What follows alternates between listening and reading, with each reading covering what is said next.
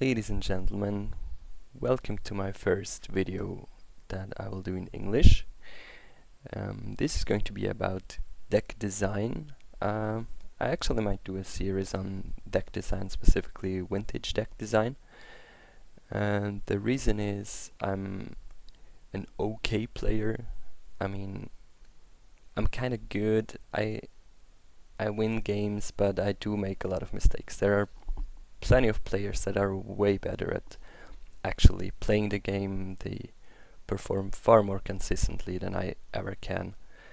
But what I really excel at is deck building, specifically finding solutions to the metagame and to some problems. So originally I intended to do a video on this specific deck you can see here.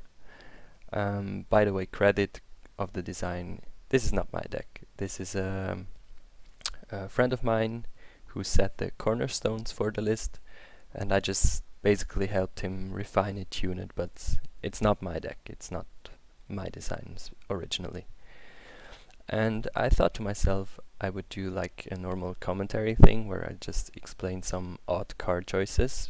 For example, you can see here Erayo, Mystic Remora, but it's basically a paradoxical outcome deck with just some odd choices, and instead of pointing out the weirdness and the synergies of the deck, which just didn't feel quite satisfying to me, I thought I'd do something different and just talk about deck design in a more general aspect. So by the end of this video you should be able to look at these cards and be like, huh, that makes a lot of sense. I now get why this card is in the list. So this is my goal for the video. And to talk about deck design, specifically card choices, I want you to get a grasp of something very simple but also very important. And the main part I want you to focus on is knowing, or rather the difference between knowing what a card does and understanding its function conceptually. So to know what a card does, it's quite simple. You just actually read the fucking card. I mean, here, Trinket Mage. When Trinket Mage enters the battlefield, you may search yada yada yada.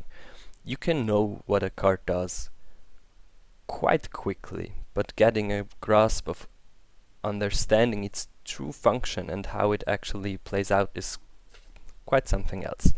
But this is not that important to you if you're just a player. If you pull a list from the web and just play it, you don't really need to understand the function of the card per se. I will talk about Oath of Druids quite a bit, and you can just play Mox Orchard Oath and proceed to win the game without actually understanding the card, because you know what it does, you play it, and you just win the game. But I want you to focus on the design aspect. So to do that, I will talk about game design in general. I've become quite interested in design in general, but game design in particular. I was also involved in the design process for a board game. Specifically, I designed the mechanics, and it was a project I did with my ex-girlfriend, and I'm not quite happy how the game turned out, but some concepts work out quite well. So for example, one of the races was designed by her to be very defensive, very sturdy, very kind of strength in numbers, but kind of slow. So actually let me give you a grasp of how the game works. It's basically a mix between Risk. It also has some aspects of Settlers of Catan. It's with rolling dice. It's about getting control over castles that are spread among the board. So what I did was, originally I implemented some mechanics that would make them defend castles better, like giving them small bonuses. And it kinda work, but it just kinda didn't feel amazing. And then I came up with the idea of an ability that would allow this race to basically teleport its main army on a castle that is already conquered. So what the ability does is teleport, but its true function is being defensive. For example, if you have your army stationed somewhere and you try to push somewhere, attack somebody, you can still defend quite easily, because all you have to do is basically teleport your army back into a defensive position. And this also forces players to kind of play around. So if you want to attack this race, you have to keep in mind that he can just show up at any instant. So what you basically have to do is you have to attack him to force him back, to stop his attack, because it's very strong race. It's very tough to beat it in straight up combat. So you have to attack it at one location to force the army back, and do another attack on somewhere else. So there's this kind of interesting dynamic of being defensive potentially, which players have to work with. And that's just an ability that basically says teleport your shit, but it's a very defensive ability. And I made this example to show you that what something does is occasionally very different from what its purpose within a game is. And I have quite a few examples to talk about this. A very simple example is from Dota. Most of you are familiar with Dota, I suppose. And the item that just came to mind was Battle Fury. And let me look up Battle Fury for a moment. Okay, so Battle Fury is an item. It gives mana regen, plus 65 attack, and it does cleave damage. Which means, so let's say you have your hero attacking one unit and two other units are standing behind it. Those two units will take damage as well. So if you look at this item, you would think, well, this is a battling item, it's a damage item. But that's not what this is about. Battle Fury is a farming item.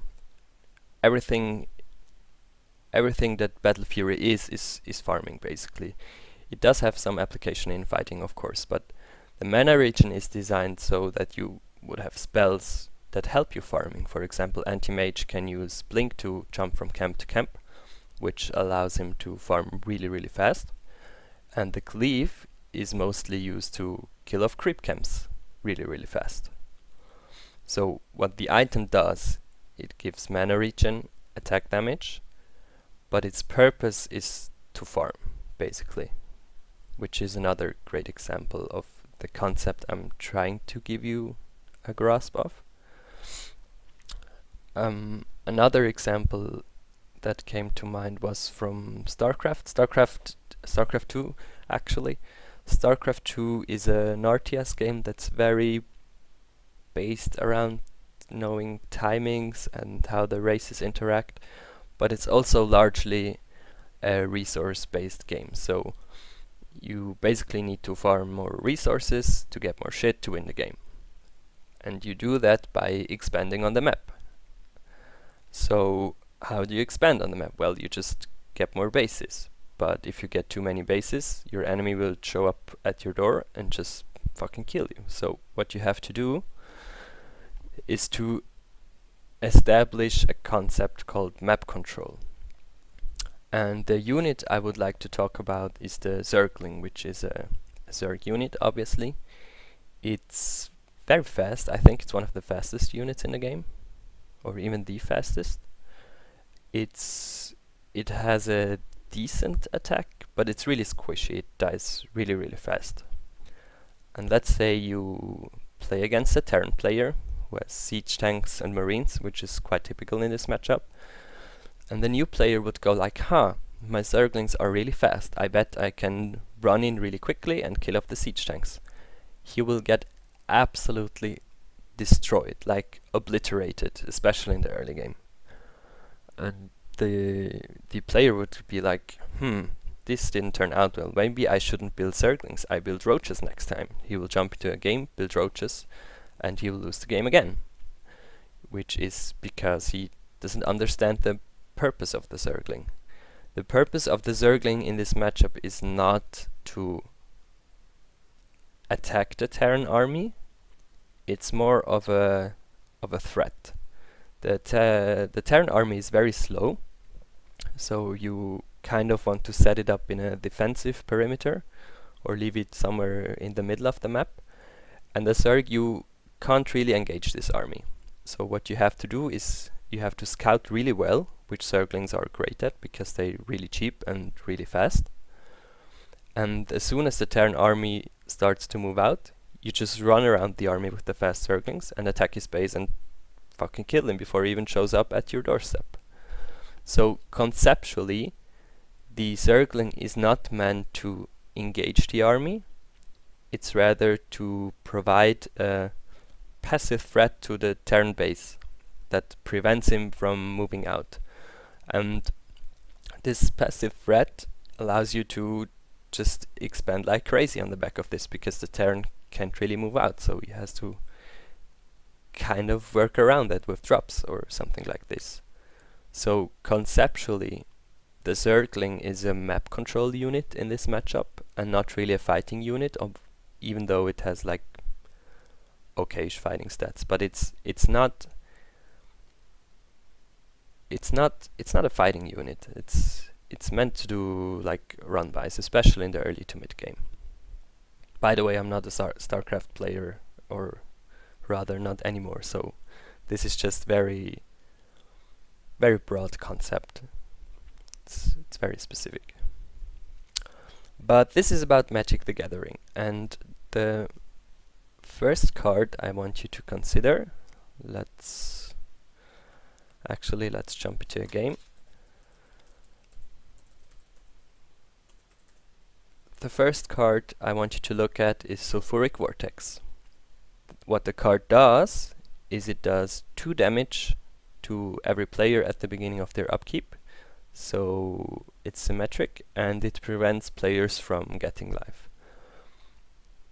Typically this is used in burn decks that try to kill really fast, deal a lot of damage with cheap spells, cheap creatures.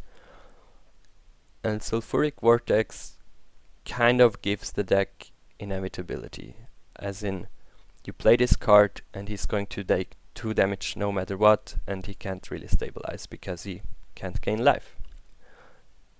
So what the card does, it is a constant threat to his life total, which he can't really prevent. It's usually not worth playing enchantment removal in the burn matchup. But its true function is to give the deck inevitability. What it actually does, I mean, you're not wrong if you're saying, okay, it deals 2 damage to each player every turn. It's not wrong. But what it actually says on the card is that you have to kill me before I kill you, or you lose the game. And it's that simple. So you can't really try to stabilize, you can't try to control. You just actually have to be faster than the burn deck, or you're going to lose the game. That's what the card does conceptually. It's not really about the inevitability per se. It's about the game setting. So you're forcing the other player to kill you before you kill him. And the second card I want to look at is actually let's load up another deck.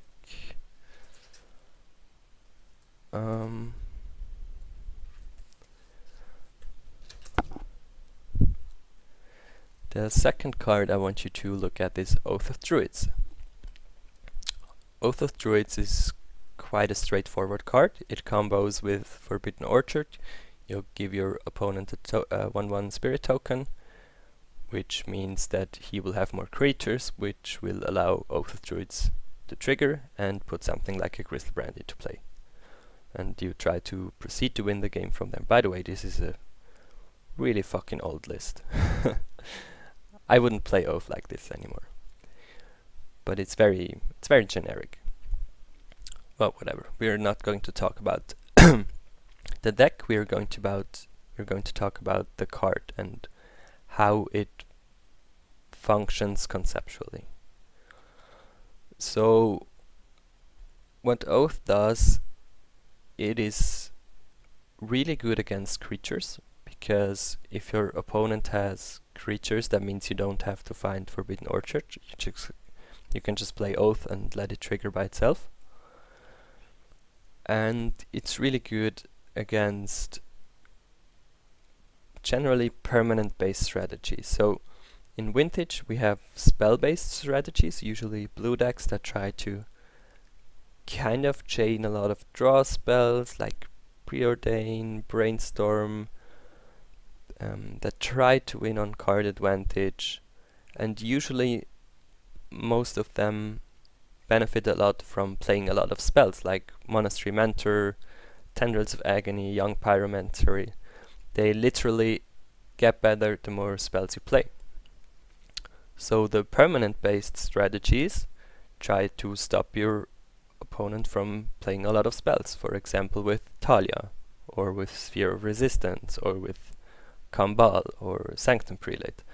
So basically permanents that punish you for trying to play a lot of spells, which this deck would actually like to do, as it plays Preordain, a lot of cheap cantrips, a lot of small counter spells, stuff like this. So why is Oath good against permanent based strategies? The reason being is it is the exact opposite of something like Young Pyromancer that needs a whole bunch of stuff to work around with. Oath of Druids is just one spell. It is kind of hard to deal with because you cannot misstep it, you cannot Blusterstorm it, you cannot Reblast it. It only costs 2 mana, so it can even be casted through spheres most of the time. All you have to do is resolve one spell. So by compensating for the weakness against permanent based strategies that has Preordain, Thoughtseize and so on are quite weak against, Oath of Druids, the card itself, is basically perfect to beat these kind of strategies, because all you have to do is play one spell and you're good to go. Tinker fulfills a very similar role. It's also just one spell and you produce a 6/6 flying vigilance lifelink creature that usually wins the game against permanent based strategies. But it's a restricted card, so you usually have to tutor for it, which is already chaining spells. So Oath is very specific at being good by itself against permanent based strategies. I want you to keep that in mind. If we open up another deck that was actually designed by me,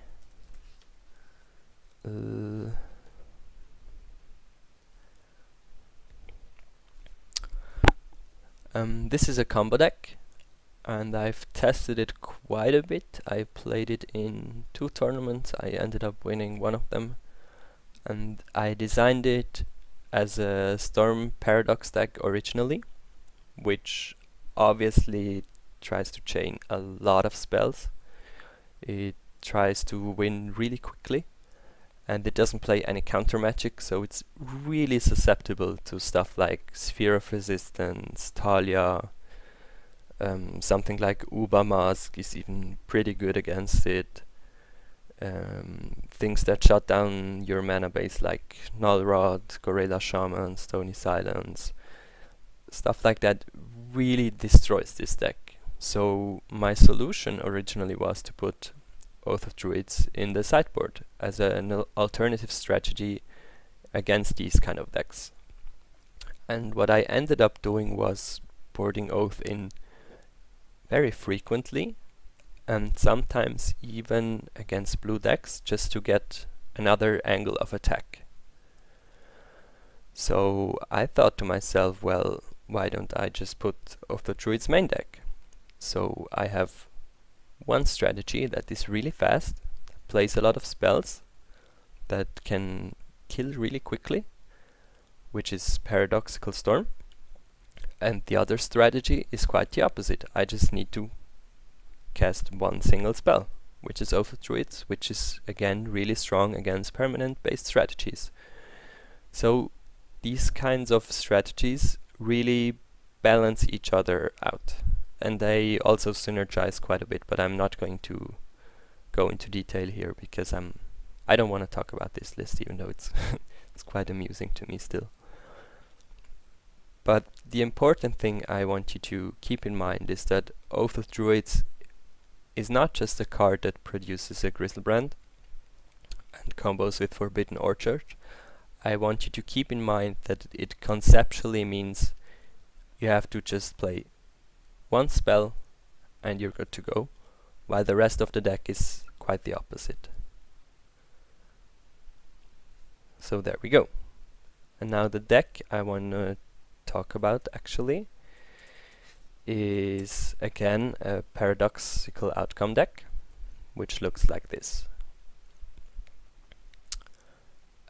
So you're going to note right off the bat that there are some quite odd cards in this deck, such as Pithing Needle, which is okay, Skull Clamp, which is kind of odd, 2 repeals is quite uncommon as well. There's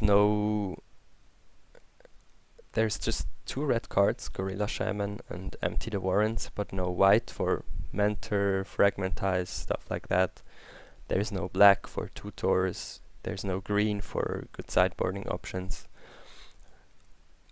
So it's really kind of weird and kind of off. So when I talk about this list, it's important that you not just consider its synergies, which there are quite a lot of, but also you have to think about the matchups and try to get a grasp of what the cards do conceptually in these matchups. So first of all, we have again 15 artifacts, which is like the core of the deck with Paradoxical Outcome. So you have basically a way of drawing a lot of cards, playing a lot of spells. You just kind of do the blue thing. But in order to get there, which usually doesn't happen really fast, I mean, 15 artifacts is a lot, but you need like at least 3 or 4 for a Paradoxical Outcome to become really good. So you can't reliably have that on the first few turns, which means you either need to play something like Preordain to find some more Moxen, to find more lands, stuff like that. But Preordain kind of makes you even more susceptible to permanent-based strategies. It's also kind of slowish, and they kind of get countered by Mental Misstep a lot. So what you actually want to do is you want to delay the game for as long as possible. Or rather, until Paradoxical Outcome becomes the powerhouse that it can be. And there are 2 cards actually 3 cards that kind of play into this concept. One of them, or the most important one rather, is Mystic Remora. And again, Mystic Remora, to understand the card, is kind of weird.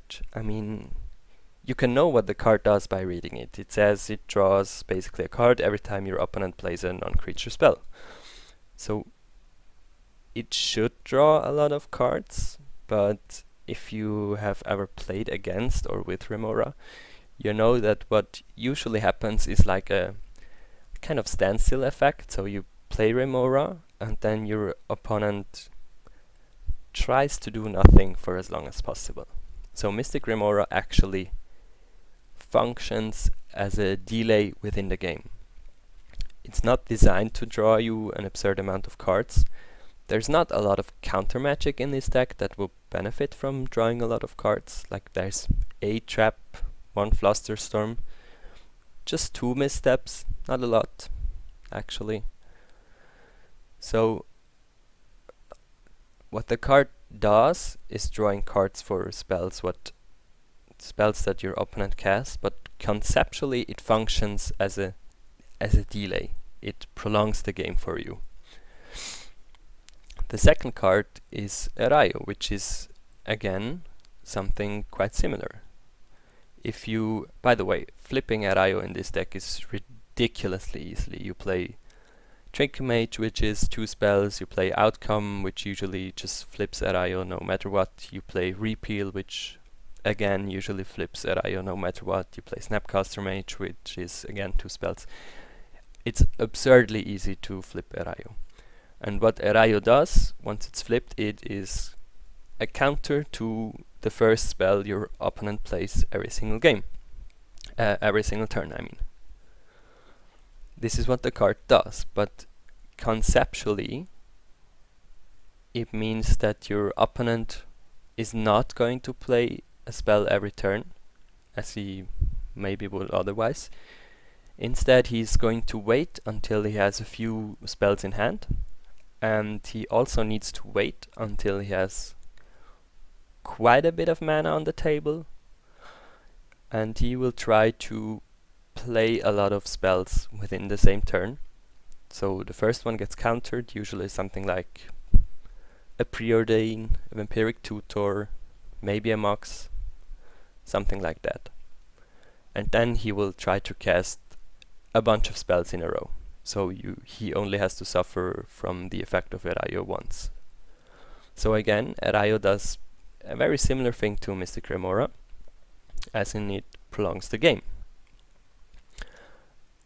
And it gets actually even more absurd if you combine the two, because Erayo basically forces your opponent to play several spells in a row, and Mystic Remora draws a card for every spell your opponent plays, even the first one that gets countered. So they kind of interact really well with each other, and they do fulfill similar purposes. Gorilla Shaman is the third card in this category. Originally, the friend who designed the list basically said, well, I want to play Outcome, Remora is pretty good, and Gorilla Shaman just beats the crap out of other paradoxical decks. I mean, if you want to beat any outcome deck, it doesn't even matter what list it is. Gorilla Shaman is the best answer to paradoxical outcome. Period. It's not even close. Talia is close second, very close second, because it's kind of hard to deal with. It kind of messes the game up, but it can be dealt with, and then you just proceed to win. Stony Silence is the third place, and I guess the honorable mention goes to Chalice of the Void on 0, which kinda messes with the deck, but you can repeal it really easily. You can kill it with Gorilla Shaman, ironically. So it's just not even close. I don't even want to discuss about it. Gorilla Shaman is the best card against paradoxical outcome, but it's also really strong against almost any other blue deck, and even against permanent based decks it does have some applications, because what it does against blue decks again is it delays them, because you kill off their mana, so they kind of tend to be slower. They kind of are reluctant to cast their Moxen because, well, you're just going to destroy them. So again, they get stranded with spells in hand, just like they would with Mystic Remora or Erayo Soratami Ascendant. And they actually even combo quite well together, because both Erayo and Mystic Remora tend to get weaker the more mana your opponent has, because he can chain a lot of spells, or he can play the 4 mana that stops you from drawing a card with Remora, and Gorilla Shaman kind of stops them from reaching this point. Especially at the moment, because basically everyone is playing like Moxopal, Mana Vault, stuff like that. So Gorilla Shaman again is really strong in certain matchups, but it also prolongs the game long enough. And by the way, note that all these cards are very cheap. They are permanents, so you can just return them to hand with paradoxical outcome, which is especially relevant for Mystic Remora, because you can keep it alive for a very long time, and then during your upkeep you just bounce it with paradoxical outcome, recast it. Quite simple stuff.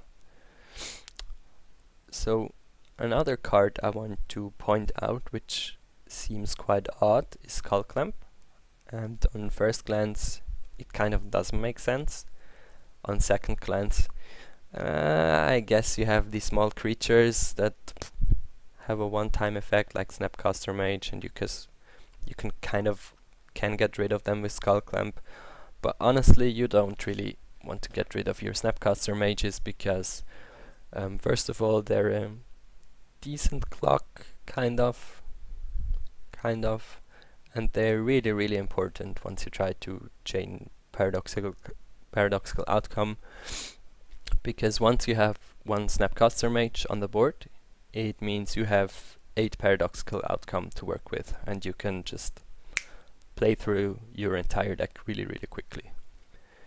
And Gorilla Shaman, I mean, in the matchups he's weak, you want to board it out anyways, and usually you don't really want to clamp it because it's good even if he doesn't have Moxen on the battlefield, because if you get rid of it, he just recasts them. And there's also Empty the Warrens. Well, occasionally you play a Warrens and get like 6 tokens, and then he stabilizes, which means the tokens are kind of useless, and then you can clamp them and draw through your deck. Yeah, it works out. I mean, I've seen it happen, and it's quite effective, honestly. But it's not designed to combo with Empty the Warrens. Originally, I guess it was, but I don't know. It kind of enables a kind of weak card like Empty the Warrens and Gorilla Shaman, as in you could play 2 or 3 Gorilla Shaman main deck and just clamp away the excess ones, which was the idea originally. But the thing I want you to consider is again the aspect of delay. So Skull Clamp is a one-off, you don't play black spells, so the only way to tutor for it is with Trinket Mage. And Trinket Mage does not synergize with Skull Clamp per se, unless you play against permanent-based strategies. Permanent-based strategies usually revolve around trying to stop you from casting spells, and something like Talia or Thorn doesn't even affect Trinket Mage, so you're fine. And secondly, they usually win with creatures, mostly small creatures. Eldrazi is an exception, Metalworker Mod is an exception, but they're going to attack you. And if you cast Trinket Mage and you equip it with Skull Clamp, not only do you have a blocker with a decent body, does 3 damage, it's fine, it also makes him consider his attacks. Like, he's going to think twice about attacking into a Skull Clamp Trinket Mage, because once you start drawing cards, maybe you find another Trinket Mage, who knows. It's kind of dangerous for him. So again, what it does conceptually in this specific matchups is it delays the game for you. It stalls out the game. The longer the game goes on, the higher your chance is of going off with outcome. Oh, I forgot. There's actually another card that fulfills a very similar function, which is Repeal. Repeal fits really nicely in this deck. It combos quite well with Arayo because you can flip him really fast.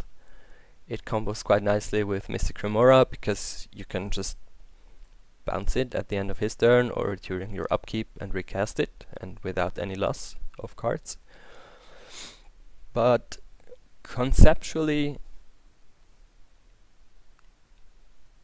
it also acts kind of like a time walk. As in, let's say you're playing against Oath. You don't have a force for his Oath, so he casts Oath, maybe even with Orchard, and you just bounce it with Repeal.